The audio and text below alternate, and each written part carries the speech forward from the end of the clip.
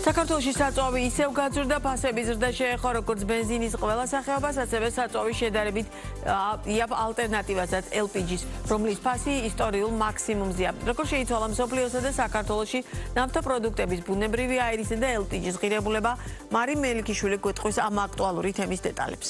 გამარჯობა, მაია, მევესალმები ჩვენს მაყურებელს. ახლო აღმოსავლეთში კონფლიქტის ესკალაციის ფონზე მსოფლიო ენერგეტიკულ ბირჟებზე ფასების მორიგი აღმასვლა დაფიქსირდა, რამდენიმე დღეა გაძვირებულია როგორც ბუნებრივი აირი, ისე ნავთობი. გეტყვით, რომ ბუნებრივი აირის შემთხვევაში ფასების უფრო მკვეთრი მატება შეინიშნება და შეიძლება ითქვას, რომ ევროპის მასშტაბით ერთთვიან პერიოდში LNG-ს ღირებულება 40-დან 50%-ის ფარგლებშია მომატებული. ამჟამად მეგავატის საათი ენერგიის ღირებულება 60 ევროს აღწევს. ანალიტიკოსების განმარტებით, ბუნებრივ აირზე ფასების მატება არ გამოუწვევია იმ ფაქტს, რომ LNG-ს წარმოებაა შემცირებული ან მის მიწოდება შეექმნა საფრთხე, უფრო მეტად მისი ღირებულების ზრდა ნეგატიურ მოლოდინებთან არის კავშირში, კერძოდ ინვესტორებს ჰორმუზის სრუტის ხანგრძლივად ჩაკეტვისა და რეგიონში წარმოების შეფერხების პერსპექტივა აშფოთებთ, რაც ბირჟაზე ენერგეტიკული რესურსების გაძვირებას იწვევს. გეტყვით იმასაც, რომ გლობალურ ბირჟებზე ფასები მკვეთრად არის მომატებული გათხევადებულ აირზეც, კერძოდ LPG-ზე, რომელიც მთელ მსოფლიოში ავტომობილებისთვის საწვავის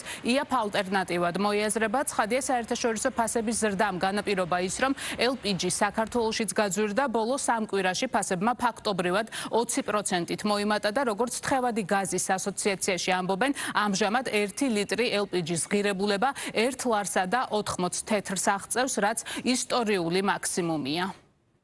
აქ უნდა აღინიშნოს ის, რომ რეალურად ბუნებრივი აირის მიწოდება ან წარმოება არ არის შეფერხებული, არამედ ფასის და გამოიწვია უფრო რისკმა ან მოლოდინმა იმ რისკისა, რაც შეიძლება მოყვეს იმას, თუ რა მოხდება, თუ ჰორმუზის სრუტე ჩაიკეტება ისევ, თუ ირანთან სიტუაცია კიდევ უფრო დაიძაბება. უნდა აღინიშნოს, რომ ზოგადად მოთხოვნაც ბუნებრივ აირზე არის უფრო მაღალი, თუ ევროპაში თუ ბევრად უფრო ცივი ზამთარი იქნება, ვიდრე მოლოდინები არის, რა თქმა უნდა, ეს ფასებს დააწვევა, ასევე აზიაშიც საკმაოდ ყარი არის მოთხოვნა. გაზაფხულიდან დაწყებული ეტაპობრივად ნელ-ნელა იმატებს LPG-ს ფასი, ძვირდება საერთაშორისო ბაზრებზე, ახლა არის მიღწეული ისტორიულ მაქსიმუმზე.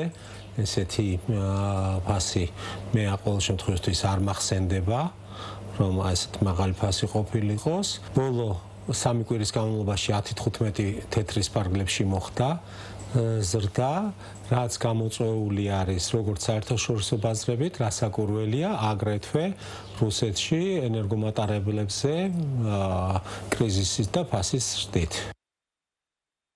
ცხადია, ახლო აღმოსავლეთში შეერთებულ შტატებსა და ირანს შორის კონფლიქტის განახლების, ასევე საუდის არაბეთსა და ტერორისტულ დაჯგუფება ჰუსიტებს შორის სამხედრო მოქმედებების წამოწყების გამო გასულ კვირას მკვეთრად გაიზარდა ფასები მსოფლიოს სანავთობო ბაზრებზეც და 1 ბარელი ბრენტის ტიპის ნავთობის ღირებულებამ თითქმის $99 მიაღწია. ამჟამად შეერთებულ შტატებსა და ირანს შორის სამხედრო დარტყმების დროებით შეჩერების ფონზე ნავთობის ფასი $87-ია ჩამოსული, თუმცა გვახსოვს, რომ მიმდინარე თვის დასაწყისში შავი ოქროს ფასი $60-იც კი იყო. პროგნოზებზე საუბრისას ანალიტიკოსები არ გამორიცხავენ, რომ მიმდინარე წლის ბოლოსთვის ბარელი ნავთობის ფასმა $120 გადააჭარბოს, თუ კონფლიქტის დამატებითი ესკალაცია მოხდება, თუმცა თუ დაპირისპირებულ მხარეებს შორის სიტუაცია განიმუხტება, ნავთობის ღირებულება $70 ფარგლებში დასტაბილურდება. რაც შეეხება საქართველოს საერთაშორისო ბაზრებზე ფასების აღმასვლის ფონზე, ქვეყანაში საწვავმა ისევ გაძვირება დაიწყო და ბოლო 1 კვირაში ყველა ტიპის ბენზინზე ფასებმა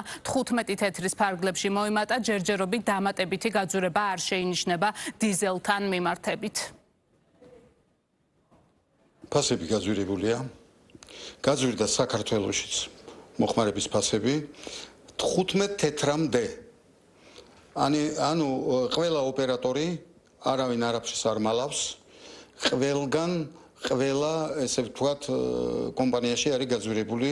საქმე იმაშია, რომ ყისიერად აისახა ჩვენ ბაზარზე ის, რაც უნდა ვიყიდო ხვალ, რაც უნდა ვიყიდო ზეგ 2 დღეში და ასე შემდეგ. იმიტომ რომ ასეთი სიტუაციაა მთელ მსოფლიოში, თორე ჩვენ გქონდა, თქვენ კარგად იცით, 2 კვირიანი, ესე ვთქვათ, შუალეთი.